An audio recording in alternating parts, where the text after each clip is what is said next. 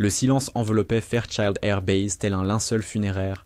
Depuis 18 minutes, les radios ne diffusaient qu'un souffle de parasites et le grondement lointain des générateurs au diesel. Dans le centre opérationnel, le général Everett Langford fixait l'écran tactique où un unique point clignotant venait de disparaître quelque part au-dessus de la vallée de Duskpine. Ce point représentait la capitaine Marlowe Kincaid, indicatif Ghost Rider. Et selon tous les systèmes de surveillance alignés dans cette salle, elle n'était plus de ce monde. Écrivez en commentaire d'où vous regardez cette vidéo, mettez un pouce bleu et activez la cloche pour ne pas manquer nos prochaines histoires. Mon général, nous avons perdu toute télémétrie, murmura le sergent-chef Keegan, presque inaudible. Le dernier signal GPS indiquait l'appareil en vrille à 8000 pieds, aucun déploiement de parachute détecté. La mâchoire de Langford se crispa. 3 mois plus tôt, il s'était opposé à l'affectation de Kincaid au 455e escadron expéditionnaire, non pas qu'elle manquât de compétences, son dossier parlait pour elle, mais parce que le AADAS Thunderbolt III n'était pas, à ses yeux, un terrain pour des démonstrations de parité. Le Warthog exigeait une race particulière de pilotes, brute, implacable, capable de se fondre dans la machine elle-même. « Temps écoulé depuis le dernier contact ?» demanda-t-il. 18 minutes 43, mon général. Ses yeux glissèrent vers le tableau de mission où le nom de Kincaid était déjà effacé. La procédure voulait qu'après un quart d'heure de silence radio en opération, on présume l'équipage porté disparu au combat. La bureaucratie de la guerre avançait comme une mécanique froide, même si cela signifiait rayer l'un des leurs. Mais Marlowe Kincaid n'avait pas reçu son surnom en obéissant au manuel. 12 ans plus tôt, simple cadette de la Coast Guard Academy de New London, elle s'était retrouvée piégée dans une tempête de neige, boussole brisée. En s'aidant des étoiles et de sa détermination, elle avait guidé tout son escadron jusqu'à la base. À l'aube, ses instructeurs l'avaient retrouvée penchée sur des cartes de navigation célestes, quand les autres cadets dormaient encore. Comme un fantôme porté par le vent, avait soufflé un officier. Et le nom était resté. À présent, perchée quelque part dans les montagnes sangres de cristaux, cette même ténacité était mise à l'épreuve d'une manière que l'Académie n'aurait jamais pu enseigner. Les moteurs du A-10 s'étaient chus à 6 miles au nord-est du Firebase Yates. Ce que les radars et consoles de Fairchild ignoraient, c'est que Ghost Rider était toujours vivante. Suspendue, tête en bas, dans son siège éjectable à 100 mètres au-dessus d'un bastion taliban, elle observait ses ennemis se ruer sur l'épave comme des fourmis sur du miel répandu. Sa radio de survie grésilla, mais elle n'osa pas transmettre. Pas encore. Si elle s'était mise dans ce piège en s'écartant du plan de vol pour suivre des mouvements suspects, il ne lui restait qu'à s'en sortir seule. En contrebas, les insurgés avaient déjà récupéré les munitions de son canon Geagou 8 Avenger et s'activaient autour des missiles Maverick avec une efficacité troublante. Ce n'étaient pas de simples paysans armés de Kalachnikov. Non, ceux-là étaient formés, disciplinés. Ils l'attendaient. Dans le centre des opérations, la Major Céleste Armitage arpentait le sol comme une panthère en cage, le regard fixé sur l'espace vide où l'appareil de Kincaid aurait dû apparaître. Responsable du contrôle aérien rapproché, elle avait guidé Ghost Rider dans des dizaines de missions au cours des derniers mois. Elle avait vu la jeune capitaine développer une aptitude presque surnaturelle à deviner le terrain et à sentir la présence de l'ennemi avant même que les troupes au sol n'appellent du soutien. Major, il faut déclencher une mission de recherche et sauvetage, insista le lieutenant Harlan, tendant une liasse de procédures. Armitage leva une main pour imposer le silence. Quelque chose la troublait dans la dernière transmission de Kincaid. Au-delà du banal Mayday, il y avait eu une séquence étrange. 27 Alpha Niner Charlie. Ce n'était ni un système de coordonnées connu, ni un code d'urgence. Mais Marlowe Kincaid n'agissait jamais au hasard. Chaque appel radio, chaque frappe, chaque manœuvre était aussi précis qu'un coup sur un échiquier, anticipé des dizaines de coups à l'avance. Le général Everett Langford s'approcha de l'écran tactique, son visage buriné se découpant dans la lueur bleutée des moniteurs. « Major, quelle est votre évaluation ?» demanda-t-il. « Mon général, quelque chose cloche », répondit la Major Céleste Armitage en faisant défiler les enregistrements de vol. L'appareil de la capitaine Marlowe Kincaid n'affichait aucune défaillance mécanique avant l'incident. Les conditions météo étaient dans la norme, elle menait une mission d'interdiction routinière le long d'un couloir que nous avions sécurisé 2 fois cette semaine. Et votre conclusion ? Ma conclusion, monsieur, c'est que Ghost Rider ne s'écrase pas sans se battre, et elle n'emporte personne avec elle sans raison. Le visage du général se radoucit un instant. Malgré ses réticences à l'égard des femmes en mission de combat, il avait visionné assez de fois les séquences de la caméra embarquée de Kincaid pour reconnaître un vrai talent. La jeune femme verrouillait ses cibles avec une précision chirurgicale et prenait des décisions tactiques juste sous pression. Mais le talent ne protège pas contre les missiles solaires, et il n'empêche pas qu'une panne arrive au pire moment. « Major, j'ai besoin de vous aussi », intervint le sergent-chef Keegan depuis sa station de communication. « Je capte quelque chose sur la fréquence d'urgence. C'est inhabituel. » Le centre opérationnel se tut, tandis que Keegan réajustait son casque, le visage concentré. Un son traversa les haut-parleurs qui fit relever la nuque de tous les pilotes présents. Le sifflement du vent à travers du métal éventré, puis une respiration haletante, signalant quelqu'un en grande détresse. Sous ces bruits, à peine perceptibles, se dessinait un rythme de clics et de pauses qui évoquait du morse. « Ce petit malin transmet en morse », souffla le sergent-major Whittaker, le doyen des pilotes du escadron. Haut dans la vallée de Duskpine, suspendu par son harnais de parachute avec l'épaule luxée et 3 côtes fracturées, la capitaine Marlowe Kincaid martelait méthodiquement la clé de la radio de survie. Elle ne pouvait pas parler, des combattants talibans se trouvaient à moins de 50 mètres, mais elle maîtrisait encore l'art ancien que tout aviateur apprend en école de survie, puis oublie souvent, le morse.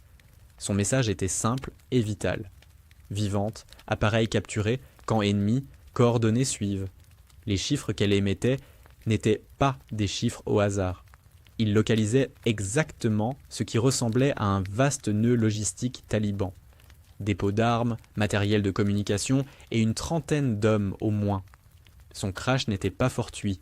Elle avait été attirée dans une embuscade sophistiquée par des adversaires qui connaissaient nos tactiques d'appui aérien mieux qu'on ne l'avait prévu. Mais les assaillants avaient commis une erreur cruciale. Ils pensaient que neutraliser l'appareil suffisait à éteindre la menace. Ils n'avaient pas pris en compte que Marlowe Kincaid ne se considérait jamais uniquement comme une pilote. Elle était un système d'armes. L'A-10 n'était que sa plateforme favorite.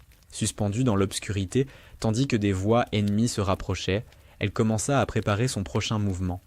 Les combattants avaient son appareil, pas sa personne, et ce, pensa-t-elle avec dureté, serait leur faute. Sa trousse de survie la rendait dangereuse. Pistolet, fusée de détresse, couteau de combat et, surtout, un émetteur GPS capable de guider nos forces directement vers cette position ennemie inconnue. Les chasseurs allèrent devenir les chassés, sans même s'en douter. En bas, des voix s'élevaient tandis que ces ravisseurs organisaient des groupes de recherche pour retrouver la pilote qu'ils supposaient blessée et incapable. Ils avaient raison à moitié. À Fairchild, la transmission en morse électrifia le centre des opérations. Le général Langford se surprit à reconsidérer tout ce qu'il croyait savoir sur la capitaine Kincaid, tandis que la major Armitage et l'équipe communication décryptèrent le message. « Mon général, elle est vivante, » fit Armitage. « Elle opère en reconnaissance. Ses coordonnées correspondent à un camp qui n'apparaît sur aucune de nos cartes. Si c'est exact, il s'agit du centre logistique taliban que nous cherchons depuis des mois. » Le général Everett Langford scruta l'écran tactique où la position signalée de la capitaine Marlowe Kincaid était marquée d'une icône rouge. L'endroit se trouvait profondément en territoire ennemi, ceinturé de crêtes qui rendaient toute insertion héliportée extrêmement périlleuse. « Quel est le délai pour une opération de recherche et sauvetage ?» demanda-t-il. « Au minimum 6 heures pour préparer une extraction correctement, mon général, à condition que la météo reste favorable. » 6 heures, en territoire hostile, blessé, avec des forces ennemies qui la cherchent activement, Kincaid aurait de la chance de tenir 6 minutes, encore moins 6 heures. Tous les protocoles recommandaient de la considérer comme perdue, d'acter la perte au combat et de passer à la planification de frappe contre le camp qu'elle venait de signaler. Pourtant, quelque chose dans sa transmission en morse laissait entendre qu'elle ne comptait pas attendre d'être secourue. La dernière partie du message avait été brève mais explicite. Demande, mission de tir, nous désignerons TRTS. Ghost Rider terminé. Elle entendait donc demander une frappe sur sa propre position. C'était, se dit Langford, soit l'acte de bravoure le plus absolu qu'il ait vu en 30 ans de service, soit la folie la plus totale, peut-être un peu des deux. Le sergent-major Whittaker s'avança vers le général, le visage sombre. « Mon général, j'ai déjà travaillé avec des pilotes de ce genre. Elle ne réclame pas un sauvetage. Elle demande un appui pour mener à bien sa mission. Sa mission initiale était d'assurer un appui aérien rapproché dans le secteur 7. Cette mission est terminée. Mais, avec tout le respect, je ne pense pas que Ghost Rider le voie ainsi. Elle a trouvé le centre ennemi que nous cherchons depuis des mois. Pour elle, la mission vient de prendre une toute autre dimension. » Langford pesa ses arguments. La doctrine fixe clairement les priorités de sauvetage, mais elle est aussi explicite sur l'exploitation d'une cible. Si Kincaid pouvait désigner des objectifs de haute valeur dans ce camp, une frappe de précision pouvait infliger un coup sérieux aux opérations talibanes dans la région. La question restait, tiendrait-elle assez longtemps pour que cela en vaille la peine ? 15 minutes après avoir transmis ses coordonnées, le premier combattant taliban tomba sur le parachute de Marlowe. Malheureusement pour lui, il découvrit la toile enchevêtrée dans une branche à 9 mètres du sol, alors que la pilote l'observait depuis un poste d'observation camouflé dans les rochers à une 50aine de mètres. Ces cris de surprise alertèrent le reste de la patrouille, mais confirmèrent aussi les pires soupçons de Kincaid. Ces hommes n'étaient pas des locaux improvisés. Leur matériel était trop sophistiqué, leur tactique trop coordonnée. Quelqu'un finançait et formait cette opération à un niveau laissant penser à une implication étrangère. Grâce à la lunette nocturne empruntée à sa trousse de survie, elle dénombra au moins 8 combattants, se mouvant sur la zone du crash avec une précision militaire. Ils communiquaient par signes et portèrent des dispositifs de vision nocturne qui rivalisaient avec l'équipement américain. C'était une unité militaire professionnelle déguisée en insurgés. Ses côtes brisées rendaient chaque déplacement une torture, mais elle se contraignit à rester mobile. Le camp en contrebas bourdonnait d'activité. Des véhicules arrivaient chargés de renforts et de matériel. Quel que fût leur plan, son accident avait visiblement précipité leur calendrier. Elle appuya de nouveau sur la clé de sa radio de survie, envoyant de courtes rafales pour limiter les risques de détection. Camp actif. Estimation, plus de 40 personnes. Conseillers étrangers présents. Armement lourd confirmé. À Fairchild, la Major Celeste Armitage relayait ces informations au bon canot tout en suivant les transmissions intermittentes de Kincaid. Chaque message dessinait plus nettement la cible que les analystes tentaient d'identifier depuis des mois, mais mettait aussi en relief l'impossible position où s'était placé Ghost Rider. Elle mène une mission de reconnaissance en solitaire contre une position fortifiée. C'est soit brillant, soit suicidaire. Quelle est votre lecture de ses chances ? Demanda Armitage au général. Elle marqua une hésitation. Mon général, si une pilote de notre flotte peut réussir ça, c'est Kincaid. Mais les probabilités ne comptent pas, l'interrompit Langford. Ce qui importe, c'est de savoir si nous pouvons soutenir efficacement sa mission.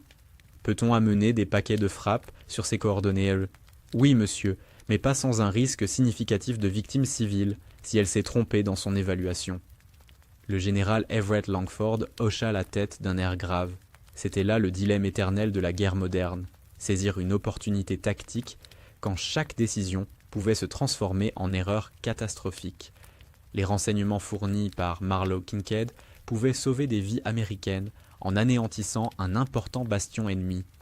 Mais si elle se trompait, si ses blessures altérèrent son jugement, une frappe de précision pourrait tourner au désastre.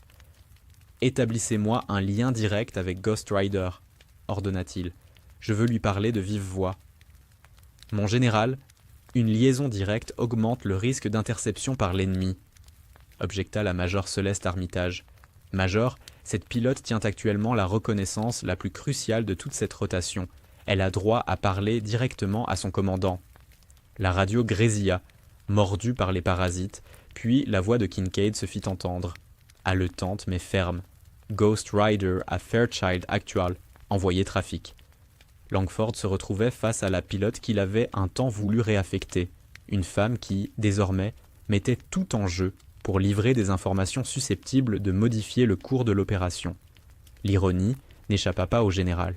« Ghost Rider, ici le général Langford, quel est votre statut ?»« Vivante, en surveillance, mon général. J'ai repéré ce qui semble être le principal nœud logistique taliban de ce secteur. Demande permission de désigner des cibles pour frappe immédiate. » Sa voix gardait la même sérénité professionnelle qu'en briefing, comme si solliciter des frappes en étant blessé et encerclé relevait d'un après-midi de travail ordinaire. Langford comprit alors qu'il avait peut-être foncièrement mal interprété ce qu'exigeait la conduite d'un pilote d'A-10. Il ne s'agissait pas de force physique ni de genre, c'était la capacité à rester opérationnel quand tout s'effondre, à transformer une débâcle en opportunité, à se battre quand d'autres auraient baissé les bras. Ghost Rider possédait ces qualités en abondance. Depuis son poste camouflé dans les rochers, Marlowe observait le camp ennemi avec un mélange d'effroi et d'intérêt. Ce qu'elle avait d'abord pris pour un simple bastion taliban s'avérait bien plus inquiétant. Les véhicules qui affluaient pendant la nuit transportèrent du matériel d'armée moderne, non l'équipement d'un groupe de guérilla. Missiles solaires d'origine chinoise, liaisons radio russes, dispositifs explosifs iraniens, ce n'était pas un dépôt ordinaire, mais un centre de coordination pour l'assistance militaire étrangère aux opérations talibanes dans tout le secteur. Sa découverte pouvait bouleverser l'évaluation du conflit par nos services, à condition qu'elle survive assez longtemps pour la rapporter. Fairchild Actual Ghost Rider, mise à jour de mon évaluation, transmit-elle. C'est plus gros que ce qu'on pensait. La voix du général grésilla dans son oreillette. Parlez, Ghost Rider. Mon général, je vois des conseillers militaires étrangers et du matériel provenant de plusieurs nations. On dirait un centre d'entraînement multinational. Au moins 12 véhicules équipés d'armements sophistiqués. Je recommande une frappe immédiate avant qu'ils ne déplacent leurs ressources. Le silence qui suivit dura assez longtemps pour lui faire craindre que sa transmission n'ait pas été reçue. Quand Langford prit finalement la parole, son timbre avait quelque chose de nouveau, de lourd. Ghost Rider, vous décrivez une cible aux implications stratégiques. Êtes-vous absolument certaine de votre évaluation ? Marlowe réajusta sa lunette de nuit et scruta le camp. Des silhouettes en uniforme se déplaçaient entre les bâtiments et les véhicules avec une précision militaire. Des conseillers étrangers supervisaient la manipulation d'équipements sophistiqués. C'était précisément le type de preuve que recherchaient les services de renseignement pour documenter une ingérence étrangère dans le conflit. Fairchild Actual, j'en suis certaine, demande coordonnées de mission de tir immédiate. Négatif, Ghost Rider. En attente d'extraction. On envoie une équipe de récupération. Respectueusement, l'extraction n'est pas réalisable depuis ma position actuelle. Des patrouilles ennemies se rapprochent. Je recommande une mission de frappe tant que les cibles restent stationnaires. Le dilemme de Langford devint évident pour tous dans la salle. Kincaid avait mis au jour un gisement d'informations d'une valeur inestimable, mais exploiter cette trouvaille signifiait risquer la vie de la pilote qu'il avait découverte. La doctrine militaire n'offrait aucune règle claire pour un cas où l'atout de reconnaissance et la cible se trouvaient à une si courte distance l'un de l'autre. La major Armitage revint vers la console, portant des images satellites fraîchement traitées. « Mon général », annonça la major Celeste Armitage, « on reçoit confirmation d'une activité accrue aux coordonnées de Ghost Rider. Plusieurs signatures thermiques, mouvements de véhicules conformes à ces rapports. Quelles options pour l'extraction ? Le terrain rendait toute insertion héliportée extrêmement périlleuse, surtout en conditions de combat. Toute tentative de sauvetage risquait d'engendrer des pertes supplémentaires, sans aucune garantie de succès. Le général Everett Langford fixa l'écran tactique, pesant des choix où chacun comportait des conséquences inacceptables. Envoyer une équipe de récupération et risquer encore plus de vies, lancer une frappe de précision et tuer sa propre pilote, ne rien faire et voir s'évanouir une opportunité stratégique précieuse, et avec elle l'une de ses meilleures officières. « Ghost Rider, quelle est votre recommandation ?» demanda-t-il. La question surprit toute la salle. Confier une décision stratégique à une officier subalterne sortait des usages, Mais rien dans cette situation n'obéissait aux usages habituels. La réponse de Marlowe Kincaid fut instantanée. « Mon général, je peux désigner des objectifs précis dans l'enceinte, tout en restant en position de sécurité relative. Des frappes ciblées sur les dépôts d'armes élimineraient la menace principale tout en préservant la valeur renseignementielle du site.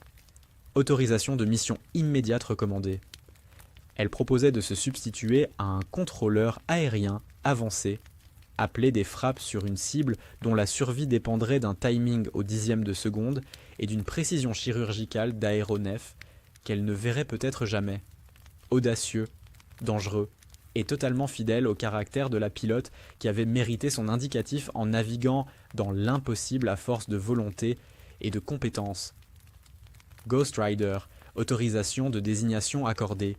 Paquet de frappes en route vers vos coordonnées dans 20 minutes. 20 minutes pour identifier des cibles, calculer les distances de sécurité et coordonner des frappes de précision, tout en échappant aux rondes de recherche ennemies. Pour la plupart des pilotes, c'eût été une échéance inatteignable.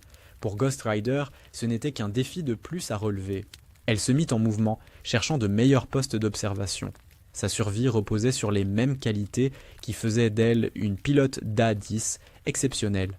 Planification stricte, exécution précise et refus absolu d'abandonner malgré l'adversité. Les combattants talibans avaient élargi leur périmètre de fouille, balayant méthodiquement le terrain autour du site du crash. Depuis son nouvel observatoire, Marlowe constata leur discipline et leur coordination. Loin d'être des insurgés désorganisés, ils opéraient comme une force entraînée, preuve supplémentaire que quelqu'un ailleurs leur avait fourni des renseignements très détaillés sur nos trajectoires de vol, capacités aériennes et procédures d'eau tactique. Ce camp n'était pas seulement logistique, c'était un centre de renseignement qui avait suivi nos opérations pendant des mois. Sa radio de survie s'anima. Ghost Rider, ici, Falcon Leader, paquet de frappes de 4 F-16 en route, arrivée prévue dans 15 minutes, prêt à copier coordonnées cibles. 15 minutes. Elle scruta la zone à la lunette et hiérarchisa les priorités. D'abord neutraliser les batteries NASAM pour empêcher l'engagement des chasseurs. Ensuite le centre de communication, puis les zones de stockage d'armement. La cible la plus cruciale restait le bâtiment où elle avait vu des conseillers étrangers entrer et sortir, mallettes et équipements électroniques à la main, l'endroit susceptible de contenir un renseignement d'une valeur inestimable sur l'ingérence étrangère. Falcon Leader, Ghost Rider. J'ai plusieurs cibles pour une séquence d'engagement. Premier objectif, batterie SAM au quadrillage 27 Alpha Niner. Charlie 4. Danger proche. Recommande guidage de précision. Copie Ghost Rider. Engagement danger proche autorisé. À noter, nos systèmes indiquent la présence de personnel ami sur ces coordonnées. Marlowe esquissa un sourire amer. Le personnel ami, détecté par leur capteur, c'était elle, à moins de 200 mètres de l'objectif qu'elle venait de désigner. En guerre conventionnelle, un appui si rapproché ne serait jamais validé. Mais rien, dans cette situation, n'était conventionnel. Appeler une frappe sur sa propre position, blessée et encerclée, relevait d'une logique tactique toute particulière. Falcon Leader, le personnel ami, est conscient du risque. Autorisé, feu sur le premier objectif. Les F-16 attaquèrent depuis le nord-ouest, leurs turbines à peine plus audibles que le vent qui parcourait les crêtes. Marlowe conserva le visuel sur la batterie SAM tout en évaluant les distances de souffle et les trajectoires de l'éclatement des éclats. Sa position devait rester sûre si les bombes atteignaient leurs objectifs. La guerre moderne reposait sur des risques calculés. Elle venait de juger que celui-ci valait la peine. La première bombe frappa la batterie SAM avec une précision chirurgicale. L'explosion inonda le camp d'un orange violent. Marlowe sentit la secousse à travers les rochers quand des détonations secondaires firent flamber carburant et ogive. Les voix des combattants talibans montèrent alors d'un seul coup, emplissant l'air de cris et d'ordres confus. Leur opération méticuleusement préparée se désagrégeait. Falcon Leader, excellent premier tir. Second objectif, bâtiment des communications au quadrillage 27 Alpha Niner. Charlie 6. Plusieurs antennes sur le toit. Personnel étranger observé. Copie Ghost Rider. On a la cible en approche dans 30 secondes. À la lunette, Marlowe vit des conseillers étrangers sortir précipitamment du bâtiment des communications, portant mallettes et équipements électroniques. Les documents qu'ils emportaient valaient manifestement le risque. Même sous bombardement, ils tentaient de sauver ce qui comptait. La seconde frappe pulvérisa le centre de communication, coupant toute capacité de coordination du camp avec d'autres unités. Pourtant, les conseillers s'étaient échappés avec leurs pièces les plus sensibles, se réfugiant dans des abris préparés qui démontraient qu'ils avaient prévu ce scénario. Ghost Rider, ici Fairchild Actual. Excellent travail sur la désignation. On observe d'importantes explosions secondaires sur les images satellites. La voix du général Everett Langford, filtrée par les interférences, laissait transparaître une fierté contenue. La pilote qu'il avait voulu réaffecter venait de montrer des qualités tactiques qui auraient impressionné des contrôleurs aériens chevronnés. Fairchild Actual, la mission n'est pas terminée. J'ai visuel sur du personnel à haute valeur qui évacue du matériel sensible. Je recommande une exploitation au sol tant que les cibles restent accessibles. Négatif ? Ghost Rider. Priorité à votre extraction. Des hélicos sont en route vers votre position. Marlowe entendit les rotors lointains des appareils de sauvetage, mais elle distingua aussi des groupes talibans se regrouper autour des zones du camp restées intactes. Les conseillers étrangers organisaient une évacuation méthodique pour préserver leurs ressources les plus critiques.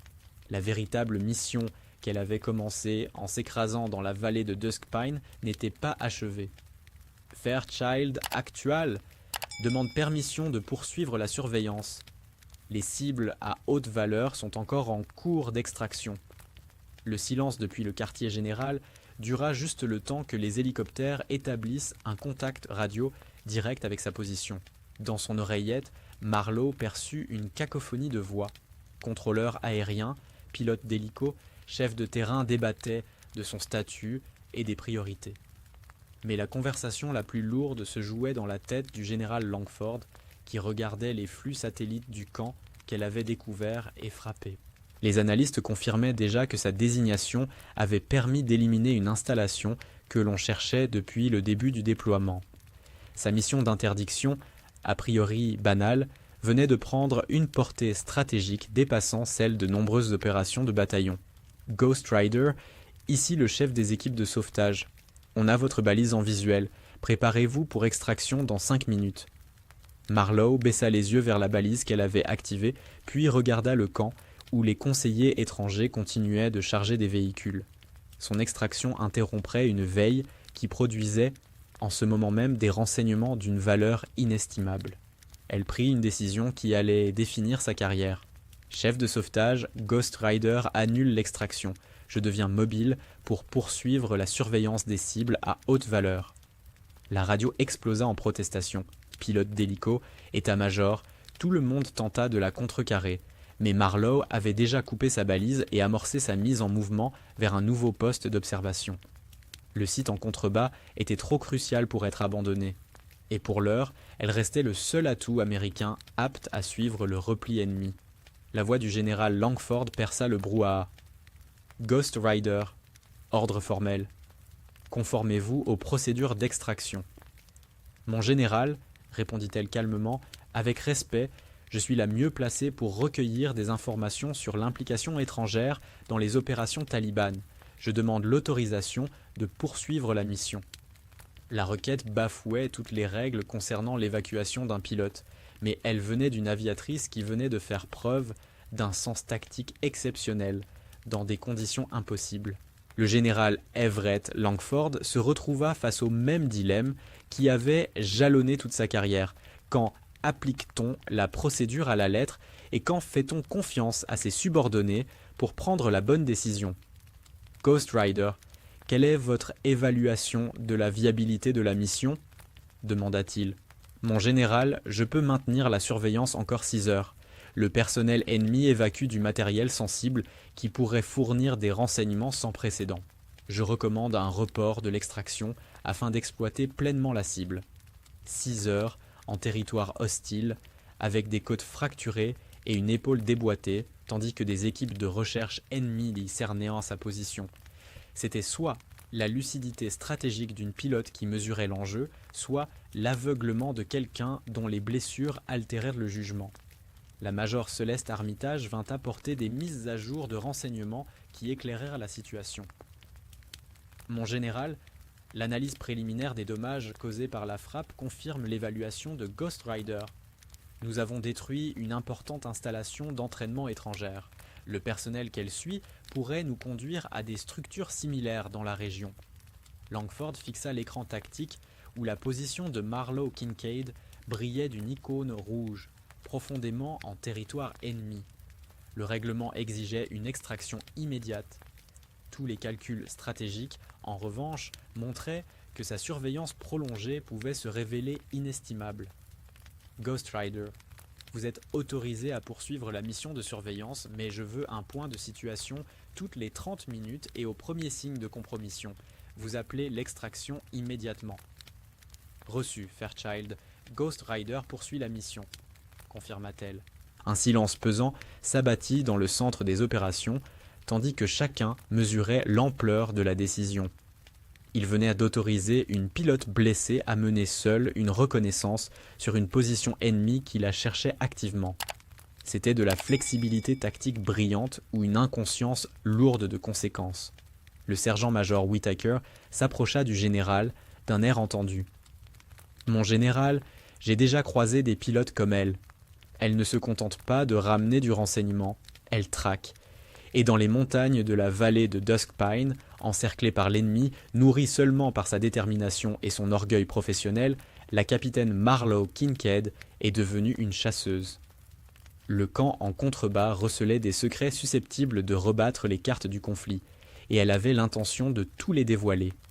L'aube s'avançait sur la vallée de Duskpine comme un témoin réticent, teintant les crêtes de gris, mêlées à la fumée qui montait du camp détruit. Marlowe avait passé la nuit à suivre le personnel étranger qui évacuait ses biens les plus sensibles. Plaques d'immatriculation, visage, numéro de série d'équipement. Autant d'éléments que les analystes pourraient croiser pour tracer des réseaux d'approvisionnement à travers plusieurs pays. Ses côtes cassées étaient devenues une douleur constante mais gérable. Son épaule, réduite au silence par des gestes de fortune, lui laissait assez de mobilité pour manipuler une arme. Surtout, son esprit restait vif, décortiquant l'information avec la méthode qui avait fait d'elle une pilote hors pair. Vers 3 heures du matin, les talibans firent cesser leurs fouilles, apparemment convaincus qu'elle était morte ou s'était enfuie. Cette erreur leur ouvrit une liberté de mouvement. Elle put établir plusieurs postes d'observation dans la vallée, tissant seul un réseau de surveillance couvrant l'ensemble du dispositif ennemi. Fairchild Actual Ghost Rider. Mouvement sur la route d'accès nord, un convoi de 3 véhicules quitte le camp avec du personnel à haute valeur. Demande directive pour poursuite de la surveillance. La voix du général Langford répondit sans délai. Ghost Rider, maintenez l'observation mais n'engagez pas. Nous coordonnons avec les services de renseignement pour une possible interception. À travers sa lunette, Marlowe vit le convoi grimper les routes de montagne avec l'assurance de conducteurs connaissant parfaitement l'itinéraire. Ce n'étaient pas des départs précipités, c'étaient des retraits planifiés qui laissaient entendre que le camp avait été conçu avec des plans de contingence. Fairchild Actual, le convoi approche de la jonction avec la route 146. S'ils atteignent le réseau principal, le suivi deviendra nettement plus difficile. À Fairchild, la Major Celeste Armitage coordonnait avec plusieurs agences pendant que les services du renseignement passaient au crible les éléments fournis par Ghost Rider durant la nuit. Les observations de Marlowe avaient déjà déclenché des alertes prioritaires auprès d'unités de contre-espionnage dans 3 pays. Les conseillers étrangers qu'elle avait identifiés étaient tout désormais la cible de traques internationales. Mais la situation tactique immédiate ne changeait pas. Une pilote américaine blessée menait seule une mission de surveillance contre des forces ennemies dans un terrain où l'extraction était extrêmement dangereuse. Ghost Rider, nous repositionnons des drones pour suivre le convoi. Votre priorité doit basculer vers l'exploitation du camp tant que la visibilité est bonne. Marlowe acquiesça mentalement, déjà en route vers l'enceinte partiellement détruite. La lumière du matin dévoilait des détails que la vision nocturne masquait, des inscriptions chinoises sur des composants de missiles calcinés, des numéros de série russes sur des équipements de transmission, des marquages iraniens sur des dispositifs explosifs. Le camp n'était pas seulement un centre d'entraînement, c'était un centre multinational d'études, des tactiques, du matériel et du personnel américain.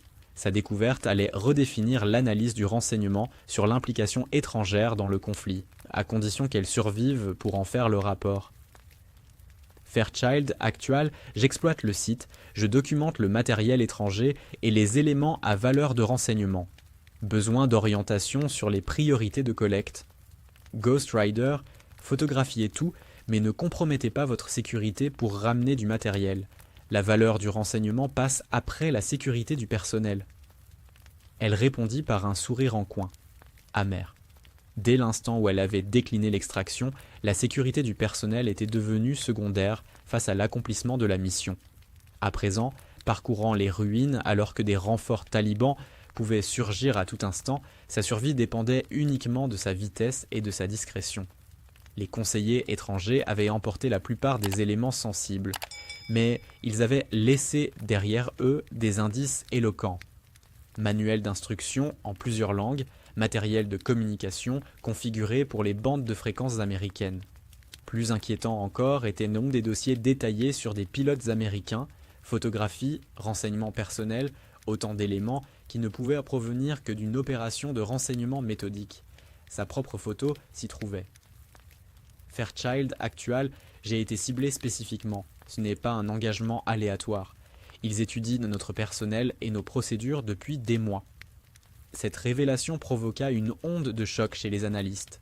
Si des conseillers étrangers détenaient des dossiers aussi précis sur des pilotes, il était probable que des renseignements similaires existaient pour les forces au sol, les personnels de soutien et les états-majors.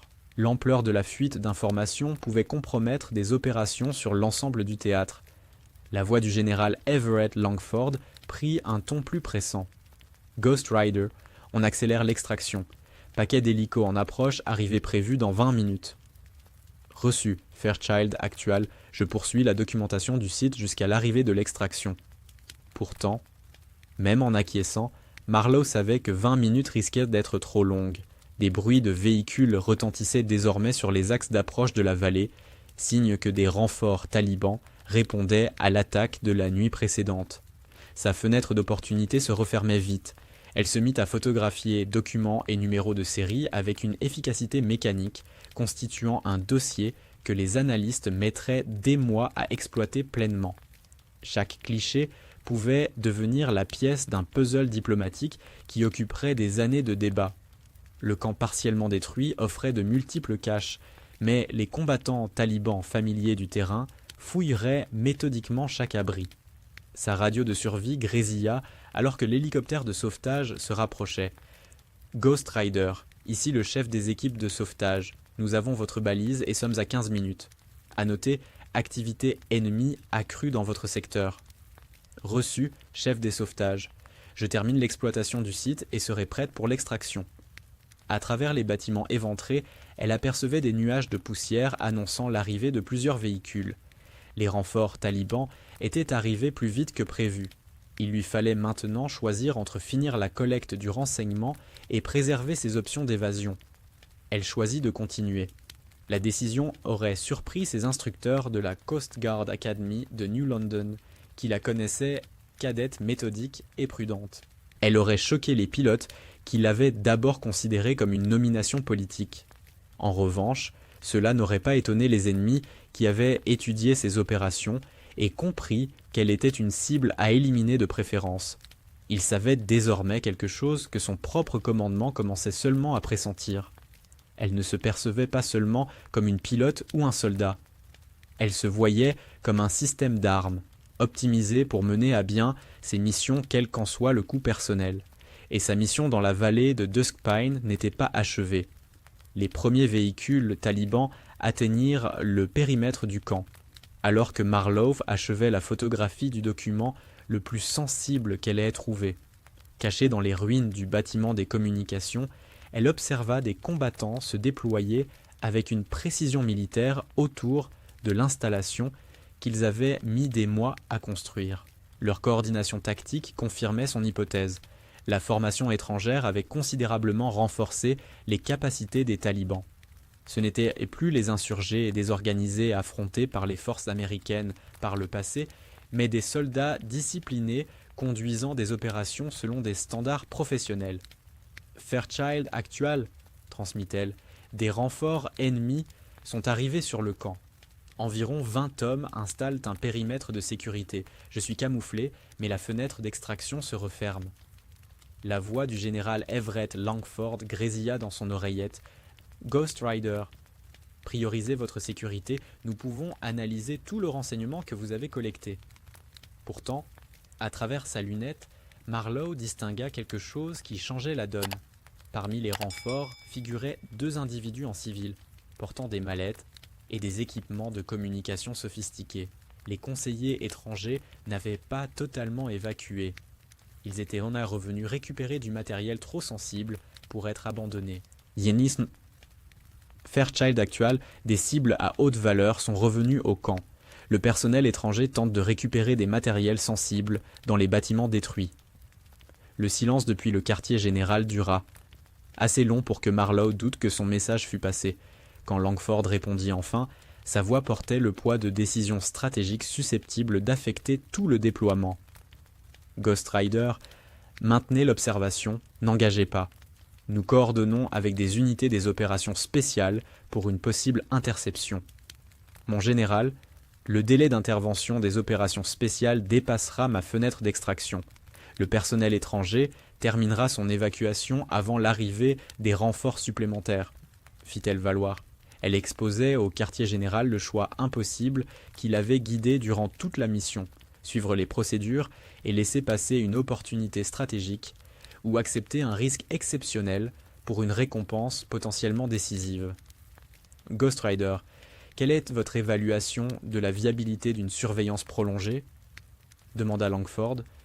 À travers sa lunette, elle vit les conseillers étrangers diriger les talibans dans la récupération méthodique de matériel. Leur coordination et la rapidité d'exécution laissaient supposer que la valeur du renseignement visé justifiait les risques extraordinaires qu'ils prenaient. Mon général, je peux maintenir la surveillance et documenter les opérations de récupération. Le personnel étranger priorise des éléments qui pourraient indiquer d'autres installations ou opérations. L'hélicoptère d'extraction était à moins de 10 minutes, mais les conseillers travaillaient avec une efficacité qui laissait croire qu'ils termineraient avant l'arrivée des forces spéciales américaines. Marlowe prit une nouvelle décision en rupture avec toutes les règles de sécurité et les priorités usuelles. Fairchild Actual, je me déplace vers un meilleur poste d'observation pour documenter le personnel étranger et leurs opérations de récupération. Ghost Rider, restez à votre position actuelle. Ne compromettez pas votre sécurité. Elle était déjà en mouvement, progressant à couvert parmi les décombres et les structures éventrées, réduisant la distance avec les conseillers étrangers tout en utilisant la rublage comme protection. Ces prises de vue devaient être assez précises pour permettre aux analystes d'identifier visages et équipements, ce qui exigerait une proximité doublant son exposition au danger. L'ironie ne lui échappait pas. Elle menait, blessée et munie de sa trousse de survie, une mission de reconnaissance rapprochée qui, en temps normal, aurait été confiée à des équipes d'opérations spéciales. Au travers de l'objectif, elle documenta visages, matériel et procédures susceptibles d'offrir un éclairage sans précédent sur les opérations de conseil étrangères. Chaque image pouvait constituer une preuve d'ingérence internationale, susceptible de redessiner des relations diplomatiques et des stratégies militaires. Les conseillers opéraient avec méthode. Ils récupéraient certains éléments précis et laissaient d'autres, signe qu'ils savaient exactement ce qu'ils cherchaient.